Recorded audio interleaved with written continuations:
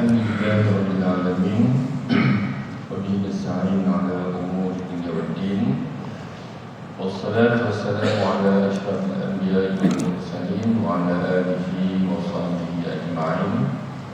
Qala rabbi shrah li sadri wa yassir li amri wahlul 'uqdatam min lisani yafqahu qawli.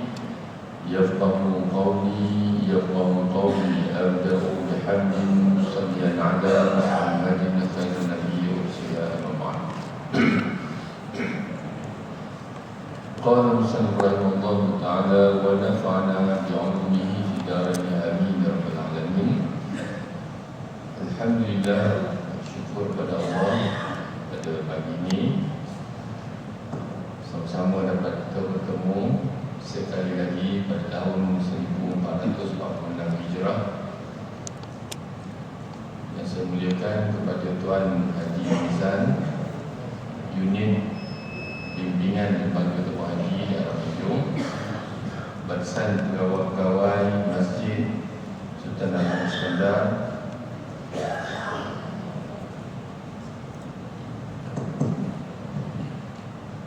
Muslimin, Muslimat, hadirin hadirat yang dirahmati Allah sekalian. Alhamdulillah kita telah ditemukan pada pagi ini dalam sesi untuk kita memahami tentang ibadat haji dan merupakan salah satu daripada kewajiban rukun Islam. Dan pada kali ini kita mulakan dengan tadabbur Al-Quran, yang mana sama-sama kita akan baca surah Al-Baqarah ayat 127. Yang tuan boleh lihat pada paparan.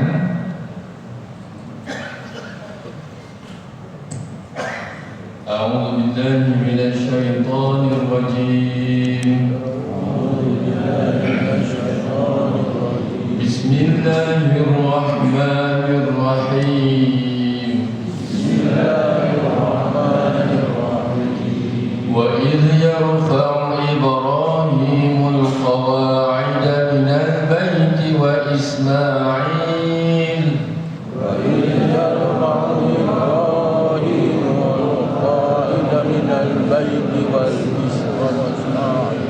Rabbana taqabbal minna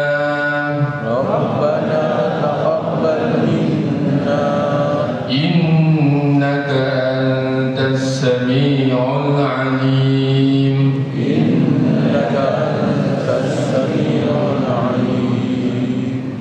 Wa idh yarfa'u Ibrahimul qawa'ida minal baiti wa Ismail. Rabbana taqabbal minna.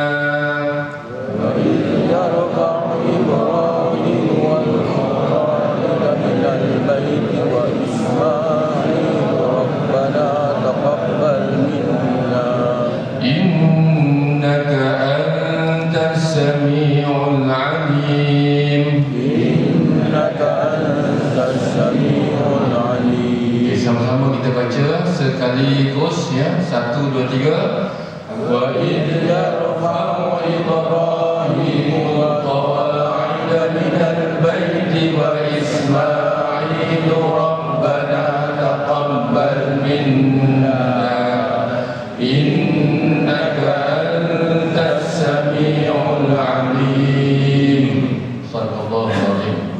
Baik tuan-tuan, perempuan yang saya hormati sekalian, pada kali ini ada sedikit pembaharuan. Kita akan baca ayat suci Al-Quranul Karim sebagai mukadimah. Dalam setiap minggu, insya-Allah pada hari ini kita rujuk berkaitan dengan siapakah pembina Kaabah, siapakah yang mula-mula meletakkan batu asas pada pada zaman Nabi Ibrahim AS. Dua orang insan yang disebut dalam Al-Quran, namanya terpapar. Allah sebut dalam surah Al-Baqarah ayat 127, wa idh yarfa', dan ingatlah ketika Nabi Ibrahim bersama Nabi Ismail AS, dua susuk manusia yang Allah pilih untuk mendirikan binaan dasar tapak Kaabah itu sambil kedua-duanya berdoa, wahai Tuhan kami, terimalah daripada kami amalan kami. Rabbana taqabbal minna, ya Allah, terimakanlah amalan kami, innaka antas samiul alim. Itu adalah doa yang dibacakan oleh dua insan ini, iaitu siapa dia? Nama Nabi Ibrahim AS dan Nabi Ismail AS. Kedua-duanya merupakan ya Rasul, ya anak beranak yang menjadi datuk nenek moyang Nabi Muhammad sallallahu alaihi wasallam. Allah sebut dalam ayat ini perkataan Ibrahim, Ismail. Kalau melihat kepada sejarah, bagi Nabi sallallahu alaihi wasallam merupakan cucu cicit kepada dua insan ini. Kalau mengikut silsilahnya, Nabi Muhammad bin Abdullah bin Abdul Muttalib yang sampailah datuk yang ke-22. 22 ialah Ismail dan pergi kepada Nabi Ibrahim alaihissalam. Ya, inilah insan yang Allah sebutkan ketika meninggikan binaan Kaabah. Kaabah ni bukan kali pertama dibina oleh Nabi Ibrahim alaihissalam. Kaabah telah berlaku perubahan, penambahan sebanyak lebih 14 kali. Berlaku runtuhan banjir, berlaku runtuhan peperangan, berlaku pelbagai runtuhan bencana alam dan sebagainya, kemudian dibina semula. Antara lain yang Allah sebut dalam Al-Quran, pembinaan yang sangat hebat, iaitu telah diletakkan asas yang runtuhan sebelum itu sangat lama hilang. Kemudian Allah takdirkan Allah menghantar Nabiullah Ibrahim AS, hantar dua insan tinggal di bumi Makkah yang kering kontang, tak ada penghuni. Siapa dia? Hajar, isteri baginda, dan yang kedua ni Ismail AS. Tinggal berdua dan Nabi Ibrahim pulang ke Palestin. Baik, inilah yang Allah sebutkan, ya, nama tu walaupun berasingan, tetapi pengasas kepada pembinaan dasar Kaabah, tapak Kaabah itu oleh dua insan tersebut. Baik, tuan-tuan, perempuan yang dikasihi sekalian, apa pengajaran daripada ayat suci Al-Quran ini? Antara yang disebutkan,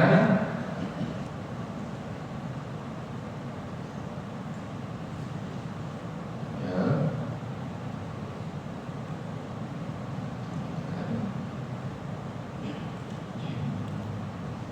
antara yang disebutkan ya dalam ayat suci Al-Quran, pengertian ataupun uraian daripada ayat ini, beberapa ayat sebelum 127 ayat yang dibacakan menjelaskan tentang kisah Nabi Ibrahim AS yang dijadikan sebagai pemimpin yang dipilih oleh Allah kepada seluruh manusia.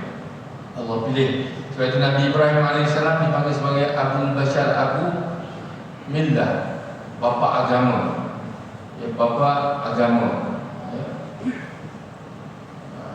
Jadi bapa agama ni yang mana beliau ni Nabi Ibrahim AS cabarannya sangat tinggi, bertemu dengan Namrus, ya, kemudian pergi ke jumpa Fir'aun, macam-macam peristiwa yang kita akan kongsikan bersama sebentar lagi. Jadi Nabi Ibrahim AS ni ialah sebagai Millah Ibrahim, ya. Tapi hati-hati tuan, saya dapat laporan di Manjung ni ada kawasan dalam Manjung ni ada Millah Ibrahim yang difatwakan adalah ajaran sesat. Ya, pengikutnya lebih 200 orang. Maklumat tu ada, tuan-tuan kena hati-hati kumpulan ini. Ya, nama diambil daripada Millah Ibrahim, ya, kerana Millah bapa agama Ibrahim. Ya. Yang keduanya, Allah Subhanahu Wa Taala menyatakan bahawa Kaabah dijadikan sebagai tempat berkumpul yang aman bagi manusia. Allah cipta Kaabah ini satu binaan yang awal dibina. Ya, Nabi Ibrahim ini bila dah berlaku runtuhan, kehilangan tempat itu, ditinggalkan tempat tersebut kering kontang, kemudian Nabi Ibrahim telah membangunkan semula. Ya, malaikat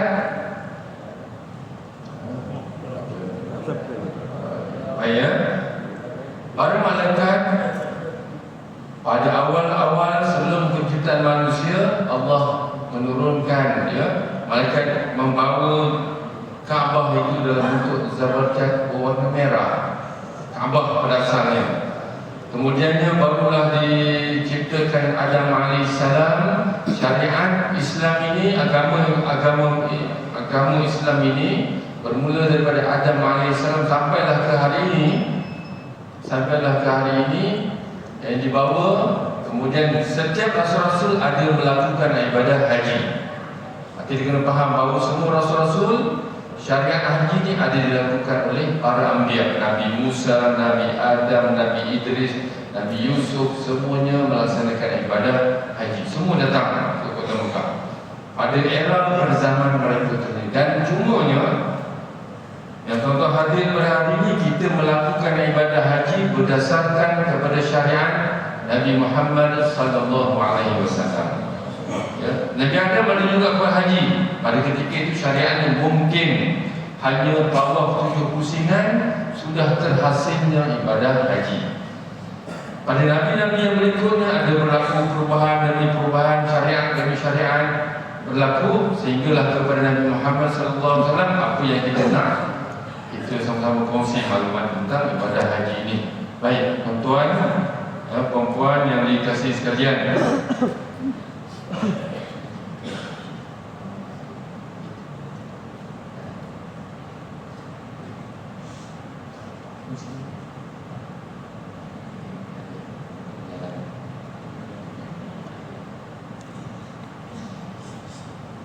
baik tuan-tuan, selepas ayat 127, sebelum ayat wa idh yarfa'u Ibrahimul qawa'ida minal baiti wa Ismailu rabbana taqabbal minna innaka antas samiul alim. Dan selepas ayat itu Nabi Ibrahim terus berdoa supaya menjadikan mereka dan anak-anaknya orang yang berserah diri kepada Allah, yang menunjukkan kepada mereka cara melakukan manasik haji. Seterusnya menerima taubat mereka. Ini proses yang Allah Ta'ala turunkan kepada semua Al-Anbiya, khususnya Nabi Ibrahim AS. Pengajaran ayat pada kali ini ialah Nabi Ibrahim AS, keluarganya Ismail dan Hajar mempunyai perkaitan yang sangat rapat dengan ibadah haji. Pada haji ini memang antara poin yang utamanya syariat pada Nabi Ibrahim AS. Nabi Ibrahim yang merantau banyak tempat, hijrah ke beberapa tempat, dan kembali ke Kota Mekah. Syariat itu baru pembinaan Kaabah, kemudian Safa Marwah untuk sa'i, Hajar itu mencari air, kemudian Telaga Zamzam dimunculkan, dikeluarkan daripada, ditutup sebelum itu, dan banyak peristiwa-peristiwa yang sangat berkaitan dengan haji yang kita lakukan pada saat ini. Dan Allah Ta'ala dalam sebuah Al-Quran ini memohon panduan Allah melakukan ibadat supaya mencapai tujuan. Dalam hidup ini kita tak boleh tidak untuk menyusun ibadat dalam kehidupan kita. Tak boleh kita biarkan saja kehidupan kita ini laluan tanpa dengan kekuatan zikir kepada Allah, doa kepada Allah. Macam Nabi Allah Ibrahim dan Ismail tadi, Rabbana taqabbal minna. Aman Rabbana taqabbal minna. Ya Allah, terimakanlah ibadat kami.